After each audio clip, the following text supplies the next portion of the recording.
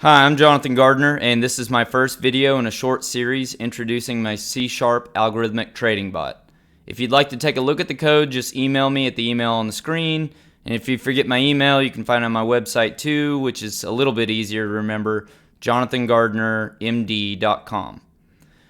This trading bot can trade any collection of symbols offered by whatever API or APIs you choose to use. I'm using Alpaca, but I've written it so it should be really easy to use with whatever APIs you want. And I say APIs instead of singular API because people often want to pull their market data from a separate API than their brokerage API, where they send their trades. So this code was written to allow for that, but I'm currently using Alpaca for both. Now I'll tell you about the trading strategy in a moment, but I want to give myself some legal cover here by making it clear that I am a complete novice to finance and this is not financial advice. I'm just an everyday guy who became interested in finance over the past 10 months or so, and I've been experimenting with algorithmic trading, but I am a coder and a retail investor, not a professional trader.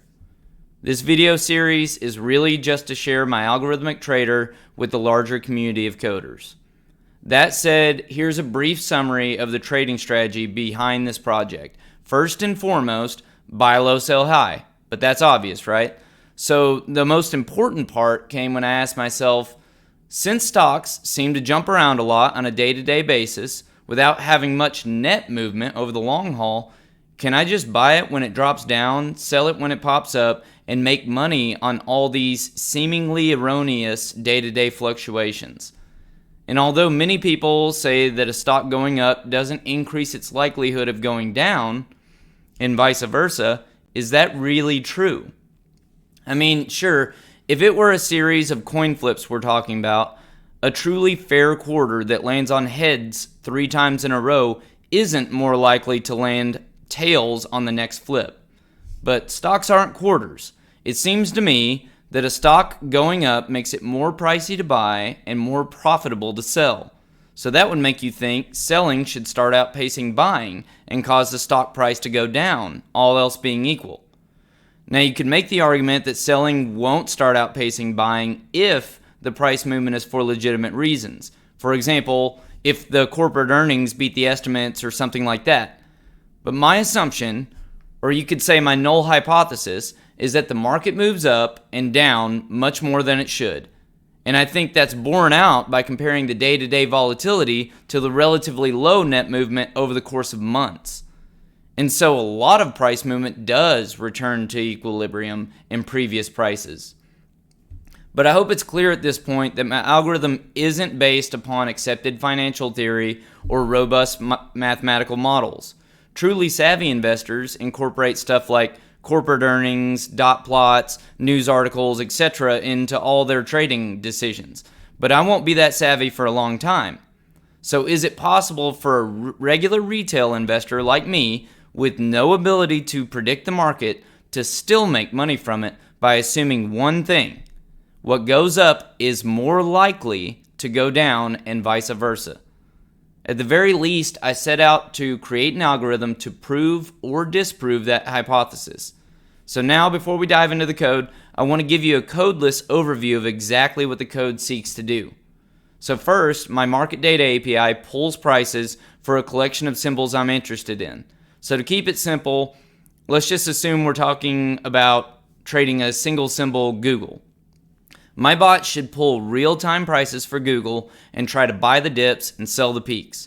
So first I choose a basis price for Google because I need a baseline to classify a given price as a dip or a peak. This is somewhat arbitrary, and I'm not convinced it matters a great deal how you choose this as long as it's consistent. So I just chose the previous day's closing price as my basis price. So let's say that yesterday Google closed at $100. That's my basis price. Next, I choose a collection of primary buys, quote unquote primary buys for Google that will serve as my entry points into the position. And importantly, all of the orders placed in this entire algorithm are limit orders. None are market orders. So I believe that qualifies this bot as a liquidity provider or market maker and not a liquidity taker, but that's financial jargon that I don't want to get distracted by. So let's say I choose to place the first primary limit buy order at 1% below the basis price, and the second primary buy at 2% below the basis price, etc., as in the table that I'm displaying now. So I'm choosing this array of primary buys of certain quantities at various levels below the basis price, and if and when Google's price drops below those levels, those buys are executed and I quote unquote buy the dip. So next, I've got to sell off that position that I just bought, and hopefully at a profit. So the way I chose to do that was to have each buy order, each of those primary buys, when it's filled, places an array of corresponding cells, what I call corresponding cells, relative to the price that the buy was filled at. And since these are all limit orders, it's normally filled at a price that's close to the order's limit price. So now, if the price goes back up and the corresponding cells get filled, then those cells will also place their own quote-unquote corresponding buys relative to the price that the cells were filled at, and so on. And so as you can imagine, that cycle could continue indefinitely if the price just hovers around the same basis price. But what happens if the price shoots way up or it shoots way down far away from the basis price? So the case of the price going up is the simpler case, because I just renew the position when all of the open cells get filled. That is, like, whenever I sell off all the quantity I've previously bought, I start all over the next day with a new basis price and a new set of primary buys. If the price goes down, I wait and pray that the price comes back up. One important point here is that this algorithm has no concept of time, so it would theoretically wait years for the price to return to previous levels. It'll wait as long as it takes. And that sounds bad, I know, and maybe it is because I'm a novice, but I did come up with a method of decreasing the likelihood that all of my money gets locked up like that for long periods, and I'm forced to manually sell at a huge loss later on. So I've termed the method I came up with to prevent that as quote-unquote break-even cells. So when the price falls enough, special break-even logic kicks in to give myself a better chance of selling off my position before I'm locked in it for the long haul. It cancels all of the open sell orders, which may be quite numerous at that point, and replaces them with a single sell order at a price that's more likely to be executed, at a price that's closer to the current price. Where you choose to set the break-even cutoff, when it's triggered, and what price you choose to place the break-even sell order at are easily configurable. And it's kind of mostly a guess and check game to determine what the best values for those might be. And that kind of brings up an important point. Calling it a break-even sell is a bit of a misnomer, because you can choose the price level of the break-even sell through configuration. So it might truly be a break-even sell, or it might make or lose you money. In retrospect, I probably should have called it a stop loss or something, but it's not really a stop loss, and renaming it isn't really a priority for me right now. So that's the algorithm in a nutshell. The primary buys enter me into a position for a symbol as the price drops relative to the basis price, which I've defined kind of arbitrarily as the previous day's closing price. And when those primary buys get filled, they place corresponding sell orders at higher prices to sell off the quantity that they just bought at a profit. And if all the open cells fill, then I've successfully profited. I'll renew the position on the next trading day, and I'll pick a new basis price and a new set of primary buys and do everything over again.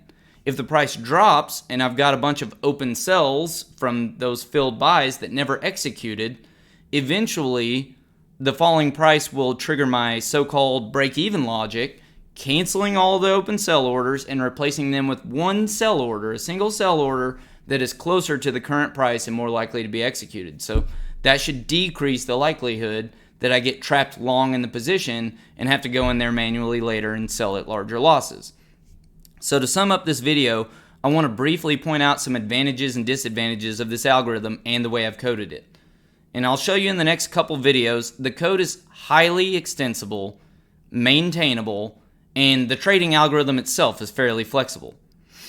However, I did choose to keep the algorithm simple in ways that also limit its capabilities, and the most important of those is that the algorithm only cares about price. It therefore completely neglects trading volume and time. Most other algorithms, to my understanding, consider these to be crucial data points, and my algorithm pays no respect to them at all. So I'll discuss more about that in the next couple videos, but now that you get the gist of it, please continue to the next video where I'm going to dive into the project structure.